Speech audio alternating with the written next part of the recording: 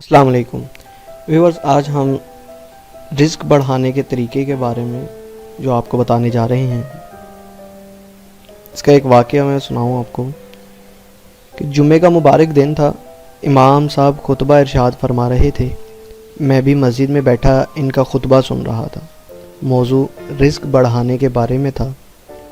وہ بتا رہے تھے کہ رزق بڑھانے کے 16 دروازے ہیں، جن میں سے نمبر 1 نماز کو اہتمام سے پڑھنا، نمبر 2 استغفار کی کثرت کرنا، اور نمبر 3 اللہ تعالیٰ کے راستے میں خرچ کرنا ہے۔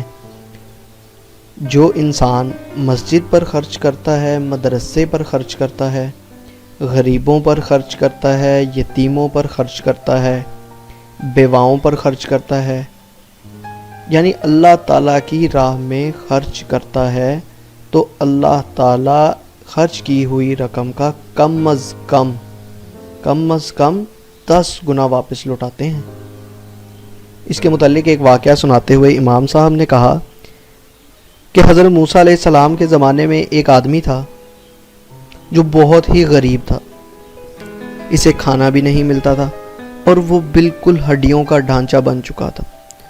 وہ حضرت موسیٰ علیہ السلام کے پاس آیا اور درخواست کی کہ آپ کوہ طور پر جاتے ہیں اور اللہ تعالیٰ سے باتیں کرتے ہیں، اب جانا ہو تو اللہ تعالیٰ سے دعا کرنا کہ میری پوری زندگی کا رزق ایک ہی دفعہ دے دیں تاکہ میں پیٹ بھر کر چند روز تو تسلی سے کھا لوں۔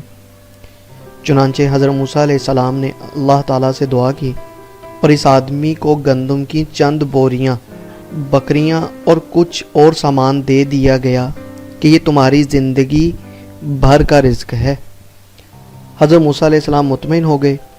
اس واقعہ کو چند برس گزرے تھے کہ اچانک حضرت موسیٰ علیہ السلام کو اس آدمی کا خیال آیا کہ وہ بندہ کس حال میں ہے۔ پتہ کرایا تو معلوم ہوا کہ وہ تو بڑا سیٹھ بنا ہوا ہے، اس کا بڑا کاروبار ہے، سینکڑوں لوگ اس کے ہاں آ رہے ہیں، جا رہے ہیں، اس کے مہمان بن رہے ہیں اور وہ ان کو کھلا رہا ہے، کھا رہا ہے اور محل میں زندگی گزار رہا ہے۔ حضرت موسیٰ علیہ السلام بڑے حیران ہوئے اور دوبارہ کوہ طور پر جا کر اللہ تعالیٰ سے عرض کی کہ میں نے آدمی کو ساری زندگی کا رزق ایک دفعہ میں عطا فرما دیں۔ وہ تو تھوڑا سا تھا مگر 2-3 سال میں اتنا بڑھ گیا کہ اب کم ہی نہیں ہوتا۔ اللہ تعالیٰ نے فرمایا، اے میرے پیارے موسیٰ، اگر وہ آدمی اپنی ذات پر خرچ کرتا تو اس کا اتنا ہی رزق تھا جو اس کو ملا تھا، مگر اس نے میرے ساتھ نفع کا سودا کر لیا۔ وہ مہمانوں کو کھلاتا تھا، اللہ کے لیے کھلاتا تھا اور میں اس کو 10 گنا کر کے لوٹاتا تھا۔ اب اس کو تجارت میں نفع اتنا ہوا کہ اب رزق سمٹ ہی نہیں رہا۔ خطبہ کے آخر میں امام صاحب کہنے لگے کہ اگر آپ اللہ کی راہ میں کسی کو کھلا رہے ہیں تو یہ نہ سوچیں کہ مال جا رہا ہے، بلکہ یہ سوچیں کہ مال آ رہا ہے اور ایک جا رہا ہے، اس کے بدلے 10 آ رہے ہیں۔ خطبہ سننے کے بعد میں نے بھی امام صاحب کی بتائی ہوئی باتوں پر تھوڑا بہت عمل کرنا شروع کیا اور اللہ کا بڑا شکر ہے کہ میرے رزق میں فراخی آ گئی ہے۔